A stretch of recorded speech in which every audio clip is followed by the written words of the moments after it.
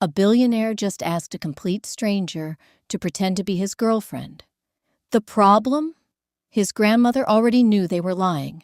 The private jet had barely touched down on Larkspur Island when Simone Carter felt her phone buzz with the 7th work email of the morning. She silenced it, closed her eyes, and told herself the same thing she'd been repeating for 3 weeks. 7 days. Just 7 days of no deadlines, no emergencies, no one needing anything from her. She had no idea that by tonight, a stranger would be asking her to pretend to be his girlfriend, and that his grandmother would already be planning which ring to give her. Nadia Coleman squeezed her arm as the golf cart wound down the palm-lined path toward Aurelia Cove Resort, the ocean glittering turquoise beyond the tree line. "Say it," Nadia said. "Say we made the right decision." "We made the right decision," Simone murmured, though her mind was still half in her inbox. They didn't know that 3 villas down, a bride named Ethan Yoon was pacing her suite in tears, insisting she couldn't walk down the aisle in 5 days if her grandmother spent the whole wedding week interrogating her brothers about marriage. They didn't know that Saren's brothers, Ethan and Taemin Yoon, heirs to one of Seoul's largest shipping fortunes, had just made a desperate, reckless promise to fix it. And they definitely didn't know that within the hour, a hotel coordinator with a clipboard and a badly memorized guest list would walk straight up to Simone at the check-in desk, beam at her, and say the 4 words that would upend her entire week. "You must be Simone." Simone blinked. "I'm sorry. Mr. Yoon's guest. We have you in the Kingfisher suite, right next to his." Before Simone could correct her, a man appeared at her elbow. Tall, unfairly handsome, wearing the kind of ease that only came from never once worrying about money, and said, low and fast, "Please, just for a second, go with it." That was how Simone Carter met Ethan Yoon. Not with a handshake, with a lie already halfway out of someone else's mouth. She should have said no immediately. She almost did. But then he looked at her, really looked, apologetic and a little desperate, and said the sentence that would change everything. "My grandmother is here to marry off my sister peacefully. If she thinks Taemin and I are both unattached, she's going to spend the whole week matchmaking us into misery instead of celebrating Siren. I know this is insane. I know I have no right to ask. But if you and your friend could just pretend for 1 week, I'll make it worth it. Full week, everything paid, and you never have to see me again after Sunday." Nadia, ever the one who leapt before looking, was already grinning. "How much are we talking?" "Nadia," Simone hissed, "I'm just asking the important questions." Ethan's brother Taemin appeared behind him, arms crossed, clearly the more skeptical of the two. "This is a terrible idea," he said flatly. "It's the only idea," Ethan shot back. Simone should have walked away. Every rational part of her said this is how women end up on the news. But she looked at the exhaustion behind Ethan's eyes, the same bone-deep tired she recognized in her own mirror every morning, and something in her softened before her brain caught up. 1 week, she said slowly. "Fake, and the second it gets weird, I'm out." "Deal," Ethan said, relief flooding his face like she'd just saved his life. She didn't know yet that she kind of had. Dinner that night was supposed to be simple. It was not simple. Madame Sunja Yoon sat at the head of the long table, like a queen holding court, her eyes moving over Simone and Nadia with the precision of someone who had spent 70 years learning to read people for a living. "So," Madame Yoon said, setting down her chopsticks with deliberate slowness, "tell me how you met my grandson." Simone's heart slammed. She hadn't rehearsed this. Nobody had rehearsed this. "At a conference," she said. the lie tumbling out before she could stop it. In Chicago, 6 months ago. A conference, Madame Yoon repeated, unreadable. Shipping logistics, Ethan added smoothly, sliding his hand over Simone's on the table like it was the most natural thing in the world. His palm was warm, steady. Simone's pulse did something embarrassing. And you, Madame Yoon turned to Nadia, with Taman? Also the conference, Nadia said instantly, then winced, because Taman had already opened his mouth to say something different. There was a beat of silence so sharp it could have cut glass. Actually, Taman said, recovering fast. She was late, missed most of it. We met at the after-party. Madame Yoon's eyes flicked between the four of them. Slow, deliberate, missing nothing. How romantic, she said, in a tone that suggested she believed absolutely none of it. Under the table, Simone felt Ethan's hand tighten slightly around hers. Not for show this time, but like he needed something to hold on to. She didn't pull away. By the third day, the lie had grown teeth. There were couples challenges on the yacht, ridiculous games designed by the wedding planner to test compatibility, which Madame Yoon watched from a shaded deck chair, like a general reviewing troops. Simone had to guess Ethan's favorite childhood memory. She got it wrong twice, then accidentally got it right on the third try. And the way his face changed, surprised, unguarded, made something twist pleasantly in her chest. How did you know that? He asked, quieter than before. Lucky guess, she said. No, he said, studying her. You actually listened. It was such a small thing to say, but nobody had said anything like that to Simone in a long time. Not her exhausting job, not the string of men who'd treated her attention like something to be spent rather than earned. She looked away first, unsettled by how much she liked the way he was looking at her. That night, walking back from the yacht, Ethan finally told her the truth behind the desperation. How he'd left Korea at 19 to escape the suffocating expectation of being the responsible son.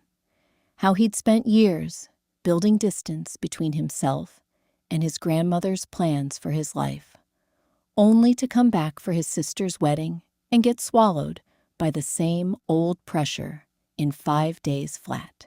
I don't actually know how to be around my family without performing something, he admitted. Success, confidence, a relationship, something. Simone stopped walking. You don't have to perform with me. The words surprised her, as much as they surprised him. That's the strange part, he said. I know. If you're already rooting for these two, and I think you are, this is exactly the moment to hit that subscribe button, because it only gets more intense from here. The rehearsal dinner was where everything started to crack. Madame Yoon found Simone alone near the garden, away from the noise, and there was no clipboard performance in her voice this time. You're not like the others he's brought home, she said. Simone's stomach dropped. Ma'am? He's brought girlfriends to family events before. Polished, rehearsed, always saying exactly what they thought I wanted to hear. Madame Yoon studied her over the rim of her teacup. You argue with him. You correct him at dinner. 2 nights ago, you told him his story about Chicago was boring, in front of me, and he laughed instead of getting embarrassed. Simone felt heat rise in her face. She didn't know if she was about to be exposed or complimented. I didn't mean to. Why are you really here, Simone? It was the question the script hadn't covered. Ethan hadn't prepped her for honesty, because honesty had never been part of the plan. And maybe that was exactly why Simone, exhausted from 3 weeks of pretending everything in her life was fine, finally stopped performing too. Because I needed a week where nobody needed anything from me, she said quietly. And somewhere in the middle of pretending to be someone's girlfriend, I think I forgot to pretend.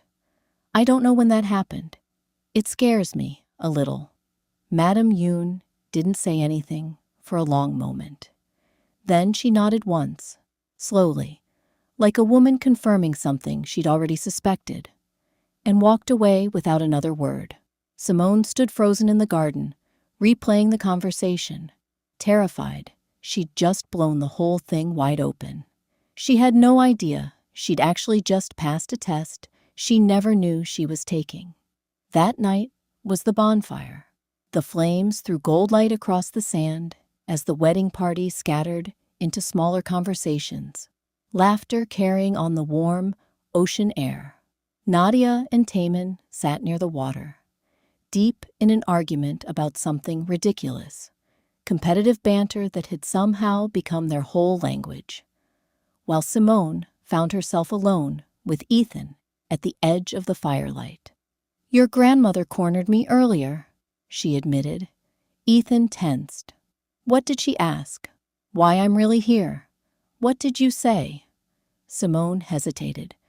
The old version of her, 3 weeks ago, before the fake dating, before this whole absurd week, would have deflected, made a joke, kept it light and safe.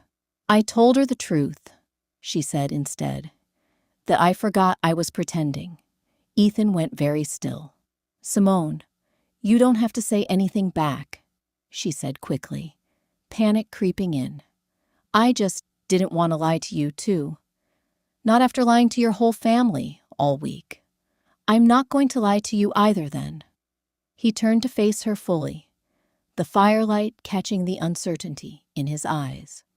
The first time, all week, he looked less like a billionaire heir and more like a 26-year-old man who genuinely didn't know what he was doing. This started as a favor, a way to survive 1 week, but somewhere around the yacht, or maybe the dinner where you argued with my grandmother and somehow won her over instead of getting us both kicked out, I stopped counting the days until this was over. "Ethan, I know how insane this sounds." "It sounds insane," Simone agreed. Then, quieter, "I don't want it to be over either." He reached up, brushing a strand of hair from her face, with a gentleness that had nothing to do with performance, nothing to do with an audience, because for the first time all week, there was no one watching them at all. "Can I kiss you?" he asked. "For real this time. Not for my grandmother. Not for anyone." "Yes," Simone whispered. The kiss was soft at first, then not soft at all. The kind of kiss that erased a week of lies and left only the truth underneath it. Warm and terrifying and completely real. Neither of them saw Nadia grinning at them from across the fire. Neither of them heard the 2 staff members near the drink table, murmuring low. "Madame Yoon knew from the first night, you know," one of them whispered. "The Chicago story. There was no conference in Chicago that month." She checked. Simone, walking back toward the villas 20 minutes later, caught just enough of that sentence to feel her stomach drop through the sand. She's known the whole time, which means the wedding, tomorrow, could be the moment everything falls apart. Simone didn't sleep that night. She ran every version of the confrontation through her mind. Madame Yoon standing up at the reception, announcing to the entire wedding party that the American girl had been lying since day one. Ethan's humiliation in front of 200 guests, Saren's wedding day ruined because of a favor gone wrong. By morning, she'd convinced herself the only responsible thing to do was tell Ethan the truth had already leaked and possibly end things before they could get any more real, any more painful when it inevitably came apart. She found him on the terrace outside his suite, already dressed for the wedding, and the words came out faster than she meant them to. "Your grandmother knows. About Chicago. About all of it. Someone overheard the staff talking last night. She's known since the beginning." Ethan didn't look surprised. That was the strange part. He looked almost relieved. "I know," he said quietly. "You know. She called me this morning, before you got here." He exhaled, running a hand through his hair. "She's known since the dock, Simone. The day we arrived, she said the coordinator's guest list was wrong, and she caught it within an hour. But she didn't correct it. She let it play out." Simone stared at him. "Why would she do that?" "Because she wasn't testing whether we could fool her," Ethan said. "She was testing whether, if given the room to be real, we would actually become real. She told me this morning she's watched me perform every version of a relationship for years. Polished, safe, empty. This was the first time she watched me actually fall for someone." Simone's eyes stung. "So, she's not angry. She wants to see you." Before the ceremony, Simone's hands were shaking as she walked into Madame Yoon's suite, 40 minutes before the wedding was set to begin. The older woman stood by the window in a deep emerald hanbok, radiant and formidable, holding a small velvet box Simone hadn't noticed until it was already open in her palm. Inside sat a ring. Not costume jewelry, not a prop for a fake relationship. Old gold, a single unpolished stone, clearly decades older than anything staged for show. "This belonged to my mother," Madame Yoon said.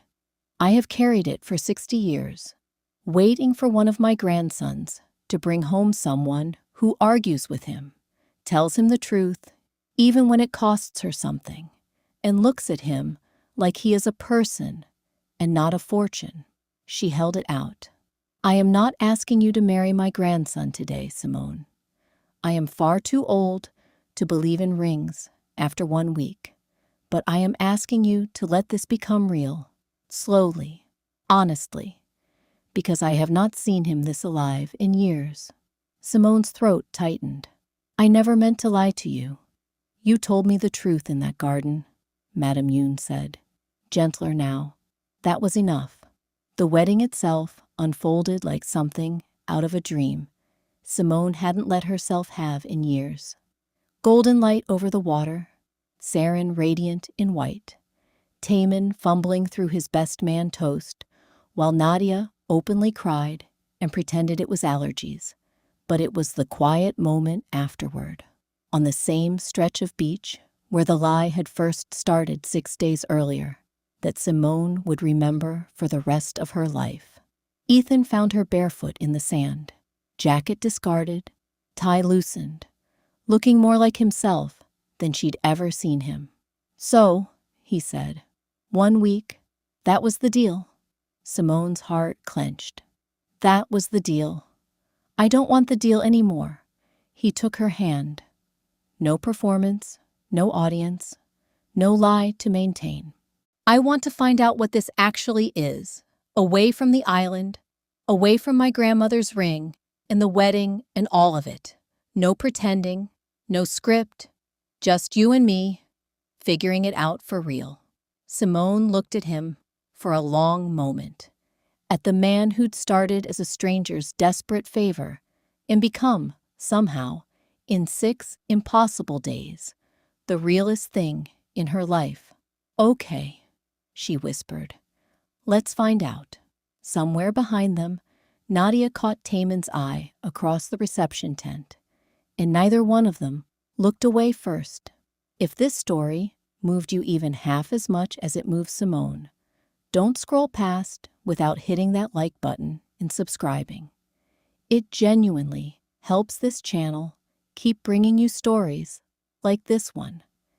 And if you've ever pretended to be okay long enough that it actually started to feel true, tell me about it in the comments below. I read every single one.